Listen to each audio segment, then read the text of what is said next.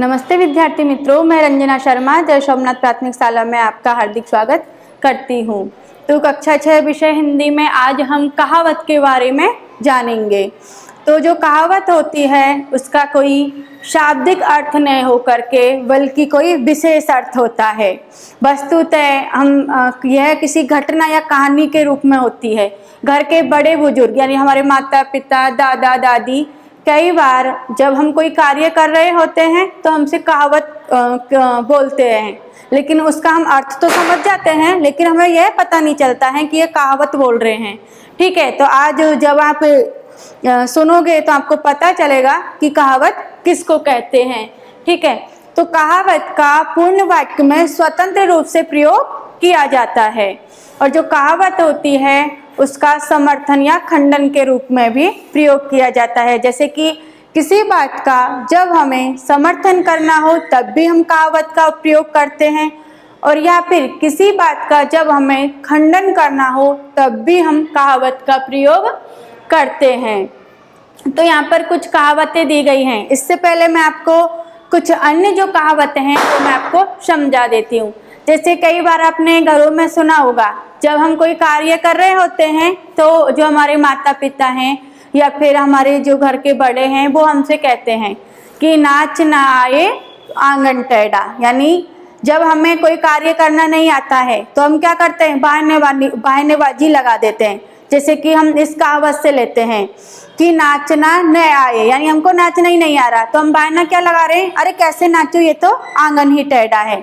जैसे कि आपके एग्जाम में कम मार्क्स आए तो आप क्या बहानाबाजी करोगे कि मैंने पेपर पढ़ाई तो बहुत अच्छी की थी पर जिस दिन मेरा पेपर था तो मेरे सिर दर्द हो रहा था, पेट में दर्द था। तो इस कहावत इस पर लागू होती है। अब जैसे कि आगे हमने दूसरी कहावत जाने, आधा तीतर आधा बटेर, यानी दोनों तरफ नहीं रहना, जो अपना मत है उस पर नहीं रहना, दोनों तरफ ही हो जाना। कि ये तो ऐसी बातें करता है, कभी तो आधा तीतर बन जाता है और कभी आधा बटेर, यानी ये दोनों ही जो वो हैं पक्षी यानी ये तितली वगैरह होती है ना, उसके ऊपर ये कहावत दी गई है। और कई बार कोई व्यक्ति जब घमंड करता है तो हम बोलते हैं अधजल घरगिरी झलकत जाए, यानी किसी व्यक्ति को जब थोड़ा ज्ञान होता है तो वो झलकने लगता है, यानी उसको बहुत सारा घमंड हो जाता है कि मेरे को तो बहुत कुछ आता है। जैसे कि हम कई बार कहते हैं कि अंधों में काना राजा। तो एक सभा होती है, उसमें जैसे जो अंधा व्यक्ति होता है उसको दोनों आंखों से नहीं दिखाई देगा। ठीक है, अब वो पूरी सभा अंधे व्यक्तियों की हुई तो अंधे व्यक्तियों में काना यानी जिसकी एक आंख फूटी है या एक ही आंख से उसे दिखाई दे रहा है, तो वह क्या समझेगा कि ये तो दोनों आंखों से ही अंधे हैं तो इनको दिखाई नहीं दे रहा है। तो काना जो व्यक्ति है वो अपने आप को राजा समझने लगता है, यानी छोटी सी भी चीज अगर हमको आती है तो हम उस चीज का घमंड करने लगते हैं, पर हमें कोई भी चीज को लेकर घमंड नहीं करना चाहिए।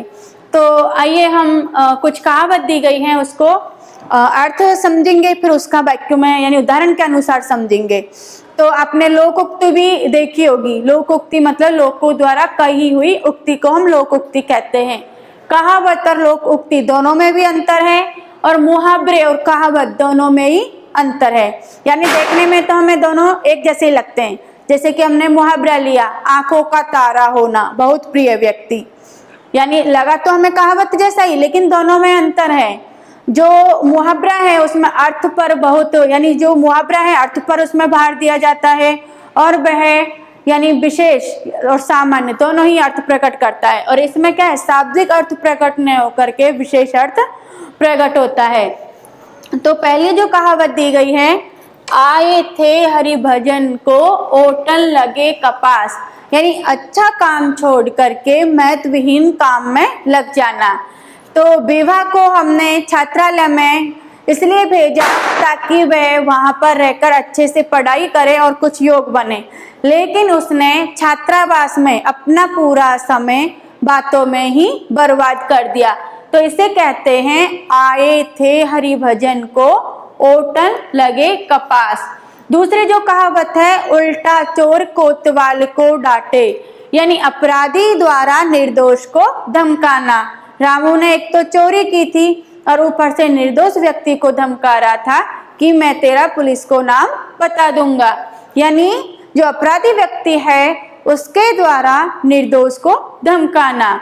ऊंची दुकान फीका पकवान प्रसिद्धि के अनुरूप न होना। कई बार हम बहुत सारी चीज़ों की प्रसिद्धि सुनते हैं कि जैसे कि संतोषी स्वीट मार्ट है, उसकी मिठाइयाँ बहुत अच्छी आती है।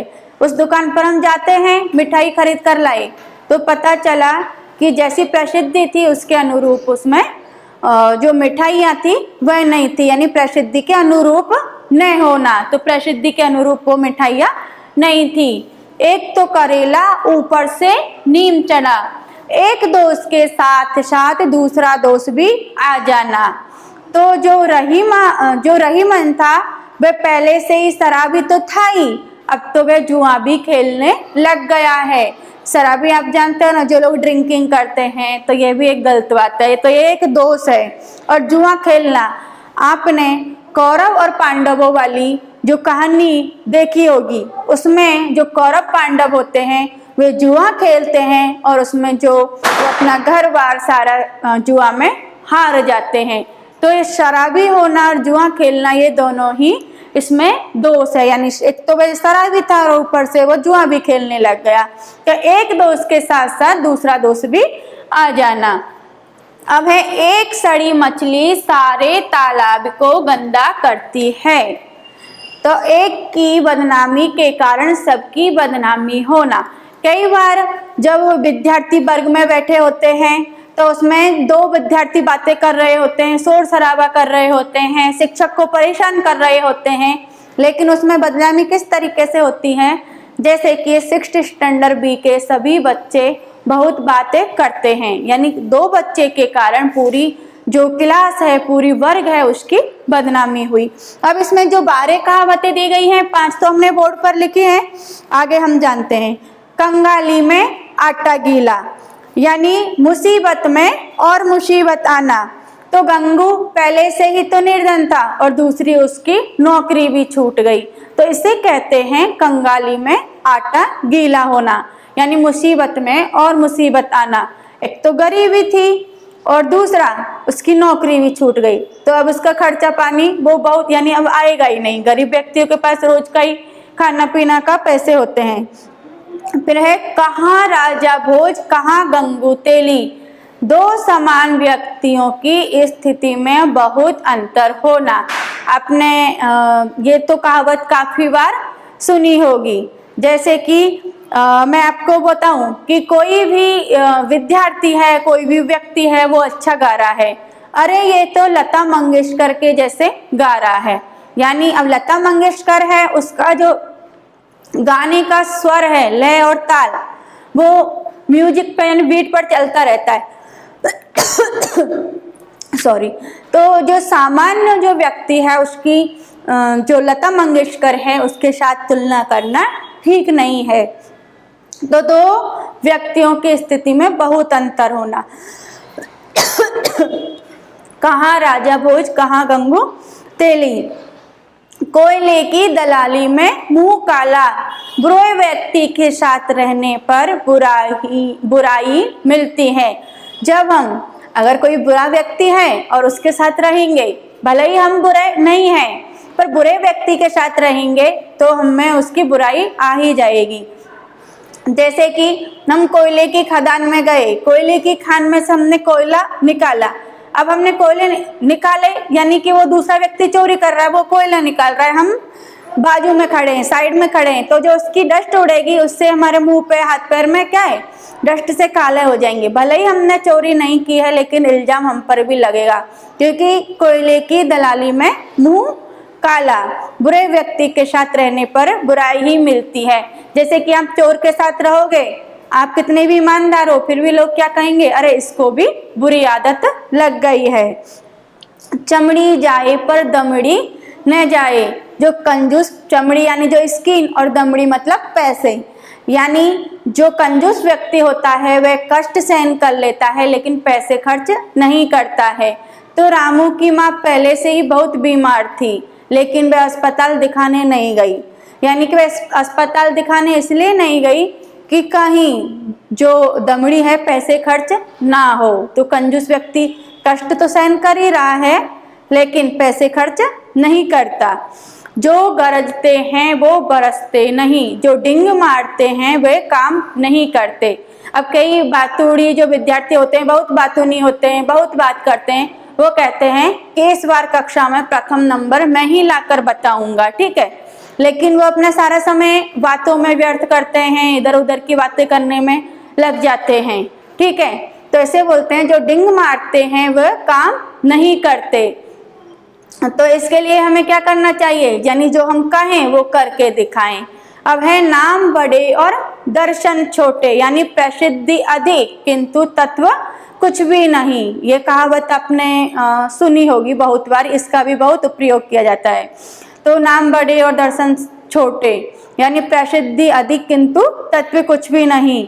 हमने तुम्हारे विद्यालय की बहुत प्रशंसा सुन रखी है, पर आकर देखा तो यहाँ पर पढ़ाई उतनी अच्छी होती नहीं है जितनी इसके नाम बड़ा है। तो इसे कहते हैं कि नाम बड़े और दर्शन छोटे।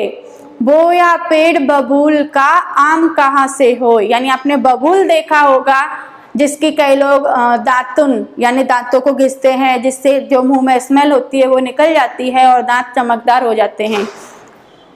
तो जो लोग हैं, ठीक है, बबूल और आम की बात की गई है। आम आप जानते हो जिसको कैरी बोलते हैं, हम उसका गर्मियों में रस बना के पीते हैं। तो जब आप जो बीज है वो बबूल का डालोगे तो आम उसमें नहीं आएंगे, उसमें क्या आएंगे, बबूल का पेड़ ही उगेगा और उसमें जो कांटे आएंगे। तो सारे साल तो तुमने पढ़ाई नहीं की और यह संभव नहीं है कि तुम अच्छे नंबर से पास हो, और ये भी संभव नहीं है कि तुम उत्तीर्ण हो, ठीक है। तो तुम अगर बबूल का पेड़ बोओगे तो बबूल ही उसमें उगेगा, न कि आम। और कुछ कहावतें हमें पाठ जो 3 है, जरा मुस्कुराइए, उसके पेज नंबर 16 पर दी गई है, तो वो निकालिए। अब देखिए इसमें जो पहली कहावत दी गई है, अक्कल बड़ी या भैंस। अब आपने भैंस को देखा होगा, भैंस का शरीर कितना बड़ा होता है, बहुत बड़ा, और अक्कल कितनी होती है, इतनी सी, इत्तू सी जो अक्कल होती है। अब देखो शरीर तो बहुत बड़ा है भैंस का, लेकिन उसमें अक्कल जरा भी नहीं है। तो इसलिए अक्कल का ज़्यादा महत्व होता है। किसी व्यक्ति में अगर वह मोटा ताजा है लेकिन अक्कल जरा भी नहीं है तो उसका बिल्कुल महत्व नहीं है। अगर कोई व्यक्ति भले ही छोटा है, दुबला पतला है और उसमें अक्कल है तो उसका बहुत ज़्यादा महत्व है, क्योंकि अक्कल से व्यक्ति पूरी दुनिया को जीत सकता है। आसमान से गिरा खजूर में अटका, एक के बाद एक विपत्ति में फंसना। श्याम की माँ पहले से ही बीमार थी और दूसरे उसके पिताजी का भी दुर्घटना हो गई, यानी इसे कहते हैं एक के बाद एक मुसीबत में फंसना। आए थे हरि भजन को ओटन लगे कपास, अच्छे काम छोड़ करके महत्वहीन काम में लग जाना, जो कि हमने पहले ही चर्चा की है। इसका उदाहरण भी हमने समझाया है। जो गरजते हैं वो बरसते नहीं, जो डिंग मारते हैं वो अच्छे काम नहीं करते। तो इसका भी मैंने आपको उदाहरण समझाया है। जैसी करनी वैसी बननी, जो जैसा करता है उसे उसी के अनुसार फल मिलता है। कोई भी व्यक्ति है अगर गलत कार्य करेगा तो उसको गलत ही फल मिलेगा। और देखो जब अच्छे का डबल मिलता है तो बुरे का भी डबल मिलेगा। ऐसा मत सोचिए कि जब हम बुरा करते हैं तो उसका भगवान हमें परिणाम नहीं देता है। बुरे का भी बुरा मिलता है, अच्छे का भी अच्छा। तो विद्यार्थी मित्रों, मुझे उम्मीद है कि जो कहावत का चैप्टर है आपको समझ में आया होगा। तो यहाँ पर हमारा जो कहावत वाला व्याकरण का चैप्टर है वो खत्म होता है। धन्यवाद।